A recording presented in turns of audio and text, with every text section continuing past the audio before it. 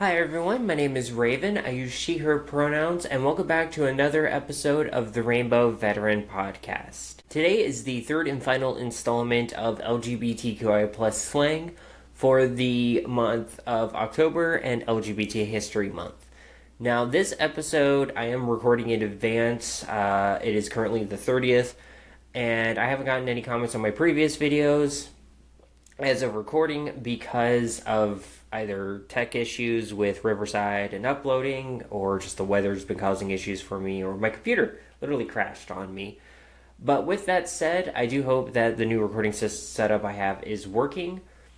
And I do apologize for not adding any of these slang terms in the other videos. If there are comments, what I'm planning on doing is just making a quick little follow-up in my next video as best as I can, because I'm not going to be able to record tomorrow because tomorrow is Halloween and I'm going to be on top of, handing kids candy and dressing up for Halloween. I'm also going to a Halloween showing of the JCCP Shadowcast for Rocky Horror, which I do every year because the theater's literally a 5-minute walk from my house.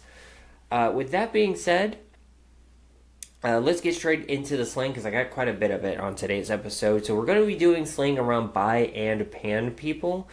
Now, the identities are very similar, but there is a distinct difference. And for me, the difference isn't whether or not bi people accept trans non-binary people in their, attraction, because that's always been a thing for bi people. Just look at the Bisexual Manifesto.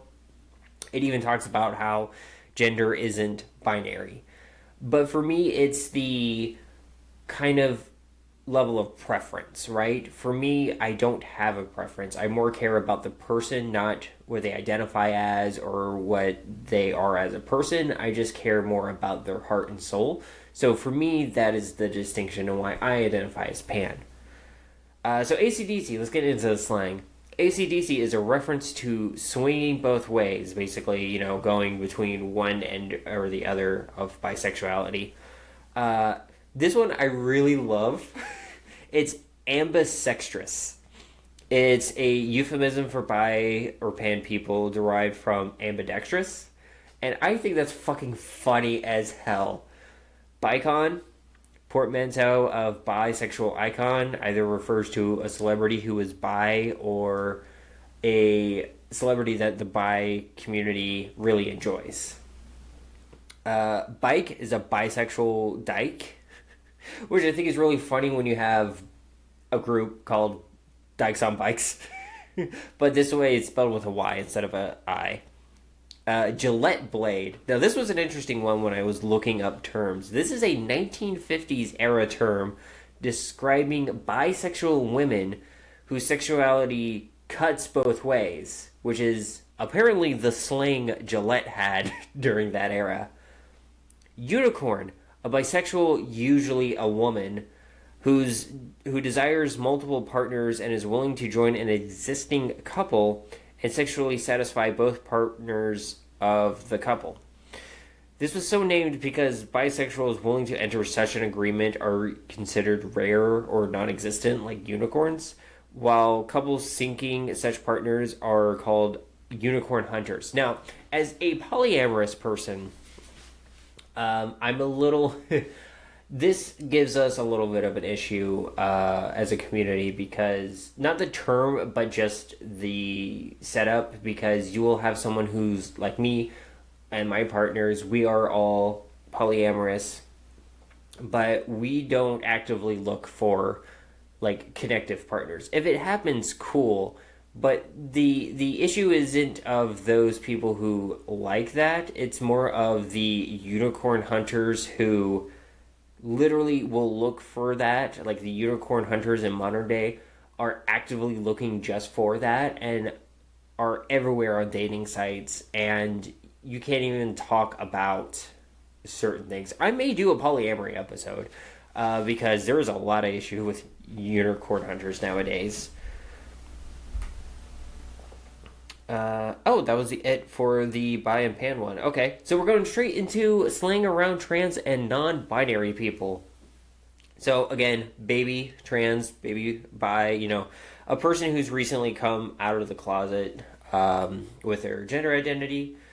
Boy motor. This is one that I've been seeing pop up again a lot lately. So, boy motor is a trans woman who socially presents in a more masculine gender role, typically in places where being trans is going to give you harm in some manner. The equivalent for trans men is girl motor. So, a lot of this, unfortunately, is becoming more of a term popping up online lately because of a lot of states. The discrimination against trans people is a huge safety concern. So we are having our community kind of hide themselves in public again, and I hate that. Clock is to be able to recognize if someone is trans. You clock them. I believe this is a term originating from drag, but I can't really tell you on that one. Trans people can clock other trans people a lot easier than the, we can always tell group. So it's very interesting, and I think a lot of it is just we know the tells because shared experiences. And not in a way like, oh, they look bad or they don't pass. It's just more of, oh, I see another similar soul out there. Copenhagen Cap'n. So this one I did not know till doing this list. This is referring to someone who's undergone sex reassignment surgery or gender confirmation surgery, as it's called nowadays. The term alludes to Christine Jorgensen, who we've talked about on this show before, a trans woman who underwent gender confirmation surgery in Copenhagen in the 1950s. A capon is a neutered rooster, which I never heard before. And my family had some chickens for a little bit, and I'm married to someone who grew up on a chicken farm. I've never heard that term. I gotta talk to my spouse about that. Dead name. A lot of people know this one. It's very common around trans folks. It's basically a trans person's birth name or legal name. It's referring to someone by that name. There's two ways you can use it. Dead name as a noun is the name itself, and it's dead, it's buried. They're not that person anymore. They don't go by that name. And as a verb, is to dead name is to refer to someone by that name. Diamoric, I hope I'm pronouncing that one right, is a term for attractions in relationships involving at least one non-binary person. Egg, oh my gosh, egg, and there's a definition here for egg. A lot of people will get comments of egg in videos and posts. I even said this to my spouse before they figured it out. It was I just pointed at them and went, egg, you're an egg. They didn't get it. So an egg is referring to someone who is trans or non-binary and has not realized it yet. It's used by the trans community when aspects of one's personality or behavior reminds them of gender-related aspects of themselves before they realize they were trans. As such, that realization that one is trans is referred to as egg cracking, like you cracked that egg. This may also be referred to someone who is questioning their gender but later expresses themselves to be cisgender, although this seems to be less of a common use of the phrase. I've seen that probably once online, and I cannot verify if they ended up figuring stuff out or not later. I kind of just fell off their account for some reason. I can't remember. But anyway, most egg-related statements either refer to someone's past self before they would describe themselves as transgender, or someone believing to be trans but not open. Regardless whether or not to say they are at the time. However, this is a risky social move sometimes, because someone could label themselves as cis later, or they're in the closet, or have a non-binary identity that is considered neither cis nor trans to them. Now, I've seen egg referred to as covering the non-binary identity, because, non-binary is under the trans umbrella. So I've seen egg be used as non-binary, but still be considerate. I don't like to post. I will say when I see a post, I will say egg to myself, like, oh, egg, and then scroll on. I won't comment egg because I don't know, A, where they are, if at all, on their journey of self discovery. The only time I've ever used egg is literally with my spouse and referring to another person to that person. But my spouse was living with me at that time. We just moved in together, and they felt comfortable with me poking fun at that stuff. Um, Enbian, which is ENBIAN, or NB, this is all letters, NBLNB, is a term for attraction between non-binary people, so a non-binary person dating a non-binary person. NB, ENBY, is a non-binary person derived from the abbreviation NB, but I believe that changed because that was also used by Cutie BIPOC to describe non-black members of the community. So it changed. This was kind of a shift with the spelling, I believe, during Tumblr's big day era with the LGBT community, but I could be wrong.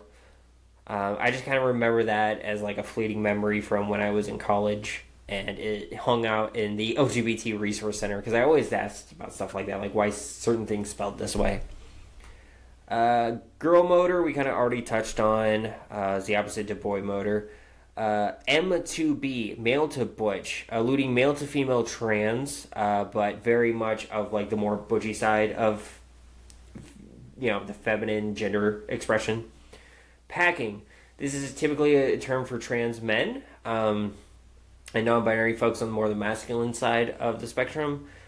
The act of wearing padding or a phallic-like object to present the appearance of having one in their pants. Sometimes it's a sock, sometimes it's actual packers or devices that allow you to either present that way or even to be able to use it to stand to pee. Passing. This is the term to be perceived as the gender you're trying to be, usually in related to trans. This is a term that typically used to deal with safety. Passing is not always the goal for some people, and some people, it's not a requirement for them to pass. Their gender expression is theirs and uniquely theirs. But during the day when hate crimes were a lot higher, and unfortunately getting back to that point in these last few years, passing was a way to be safe. You were able to hide or be stealthy and like kind of hide while being who you are. Repressor is a person who is fighting the wish to change their gender expression. I haven't heard this one in really big use, to be honest, but I kind of understand it when people are kind of like hiding it, like, I'm not going to transition because I'm not safe to. So it's kind of a term I understand, but I've never seen the use of. Scoliosexual. This is a term specifically to be attracted to non-binary people. And I think it's non-binary people only, but I could be wrong. I brought this up a little bit with passing. Stealth. It's passing to the extent that most people cannot tell you are trans. Some people stealth and pass so well that when you tell them that you are trans, they think you're going the other direction, like to your assigned gender at birth, when you're actually already transitioning. I've had that happen to me a couple of times in my past, honestly. Turf. Oh boy. Okay, so you will hear this a lot with the trans community. Not because, and the oh boy is not because of the term, it's because this is a huge one. So it stands for Trans Exclusionary Radical Feminist. And this is a term made by these feminists who want to exclude trans people, specifically trans women, out of their community. They don't want to represent trans women, and they think trans men are just confused girls and women, and it's horrible. So these are feminists, and I use feminists very lightly here, who advocate exclusion or opposes the rights of transgender people. It is often more used by the trans community to label someone who is hostile towards the trans community. A very well-known TERF is J.K. fucking Rowling. She's huge, and that's why I was a huge Harry Potter fan for years. That was something me and my mom bonded over.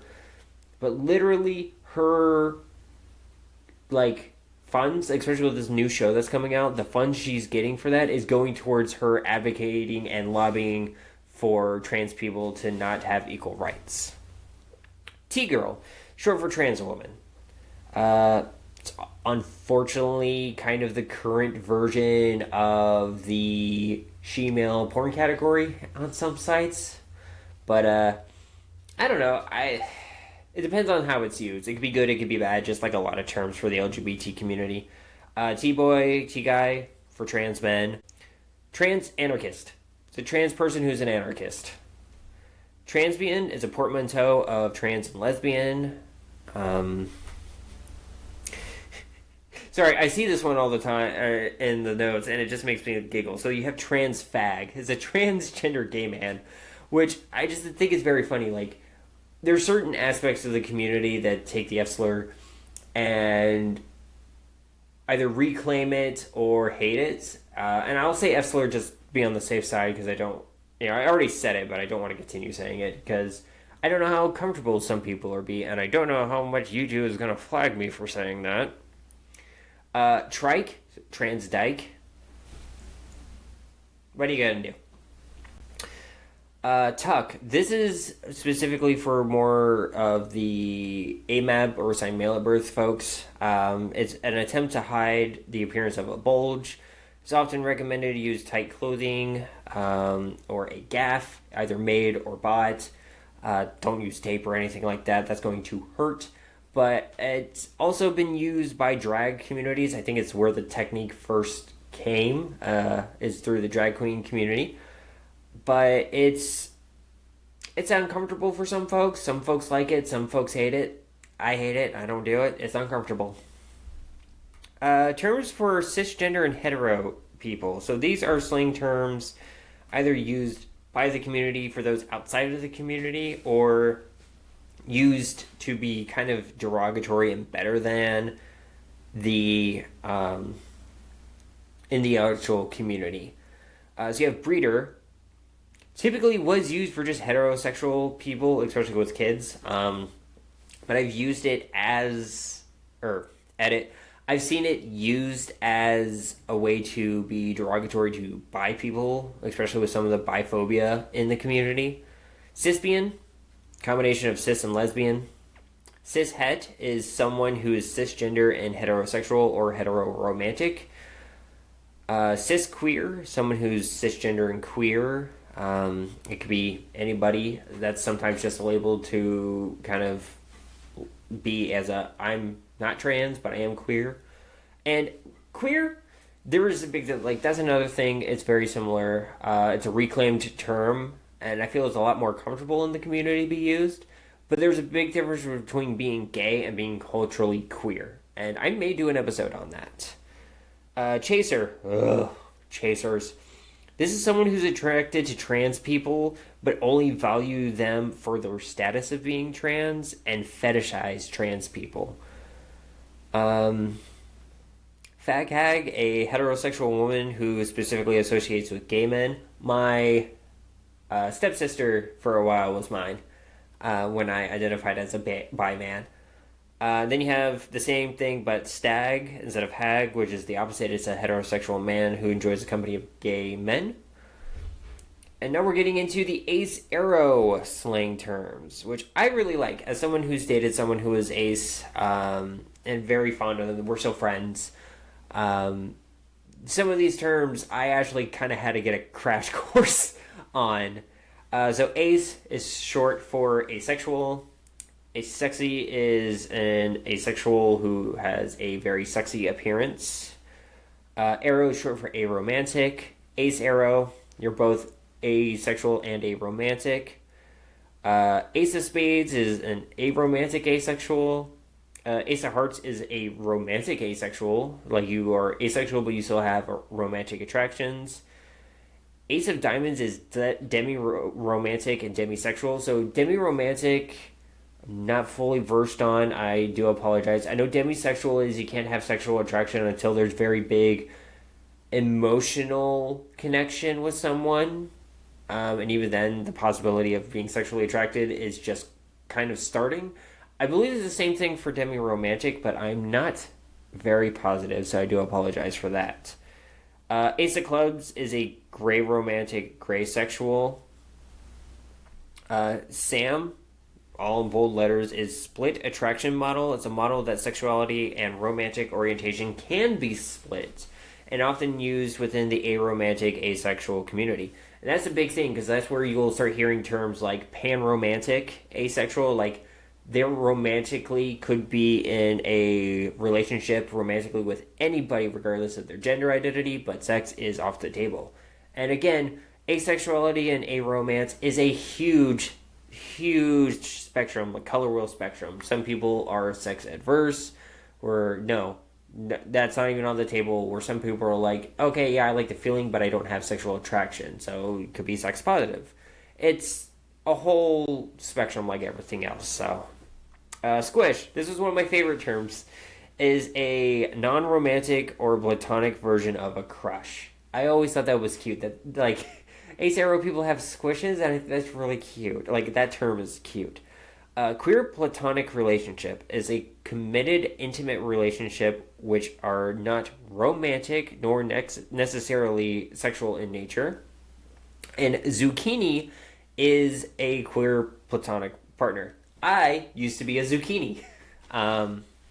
So it was fun. I mean, we had a great time. I still love them, like, with my heart. Like, but life happens. And it wasn't a bad breakup. It was just kind of, we both moved on. College, moving, life, but we still keep in touch.